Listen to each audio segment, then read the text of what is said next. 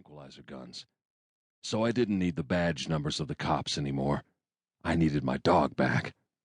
I U-turned the Plymouth slow and smooth and aimed it toward a place where I could make plans. "Honey, I called around for hours. We know where she is," Michelle said, her lustrous eyes shining, reflecting the pain in me. She's my sister. My pain is hers. Where? "The new shelter, the one in Hunters Point just across the river, in Long Island City." Yeah, I heard about it. It's private, right? Part of the fucking mayor's giveaway plan. "Babe, relax, okay? Crystal Beth ran over there the second I called her. It could get a little stupid. Pansy's got no license, no papers, but Crystal knows how to act. Just sit tight and—" When did she leave? "Honey, stop, you're scaring me. She's been gone almost 3 hours now. You don't expect her to haul that monster on the back of her motorcycle, do you?" I don't care how she... Michelle put her hand on my forearm, willing me to centered calmness, reminding me of all the years I'd invested in learning the path to that place. Can you get Max for me? I asked Mama.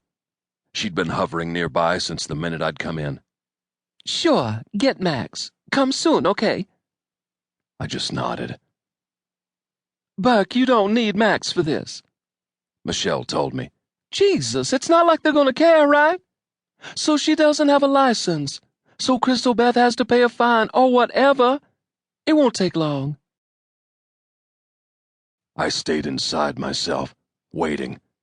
Felt Crystal Beth's small hand on my shoulder before I heard her approach. Smelled her orchid and dark tobacco scent. Didn't move. She came around the table and sat down across from me. "Burke." What happened? I cut into whatever she was going to say, already knowing it was bad. "The license thing wasn't a problem, just like Michelle said. They were willing to let me take her, but they wouldn't bring her out. They said I had to go back and get her myself. And she was in a cage. A big steel cage, like a tiger or something. There was a sign on it in red. It said, 'Dangerous, do not approach.' The attendant, he told me she wouldn't take food. Even when they shoved it into the cage, she wouldn't eat. He warned me not to come near her, but I did anyway, and she—" What? "She tried to kill me. She lunged at the bars, snarling and snapping her teeth, and—" They don't know the word, I said, half to myself. I had poison-proofed Pansy when she was still small. Unless you said the right word, she wouldn't touch food, no matter how hungry she was. I had a friend who ran a little auto parts joint. He had a shepherd, a real nice one. He used the dog to guard the place at night so nobody could help themselves. Some degenerate tossed a strychnine-laced stake over the fence. When the dog helped himself, he died, in pain. I'd trained Pansy so that would never happen to her, and I should have known she wouldn't walk out with anyone but me. They try and get dogs adopted at the shelter. If they can't, they gas them. Who is going to adopt a 16-year-old, 150-pound monster who could bite the top off a fire hydrant? But Pansy wasn't going to wait to be gassed. She'd loyal herself to death first. Not a chance. I owed her at least what I'd always promised myself, that I wouldn't die caged. Michelle, go find the prof for me, I told her. A few hours later, I was with a piece of my family, waiting on the rest. I can't scam her out, I told the women.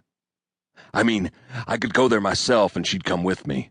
But if I show up, the cops know where they got her from, and they might be expecting that. I'm surprised they didn't try and follow Crystal Beth. "I was on my bike, honey," Crystal Beth said, her face calm with assurance. I knew what she was telling me. There wasn't a cop car made that could keep up with Crystal Beth on that motorcycle of hers, especially with the steady rain that had been falling for days. For the first time, I noticed what she was wearing, a full set of racing leathers. But how were you going to get Pansy on— "We had a car standing by. If I got her out, I was just going to load her in there and—" Whose car? "I don't know, Burke. The mole lent it to us. Some big dark thing. He made me a new license plate for my scooter, too.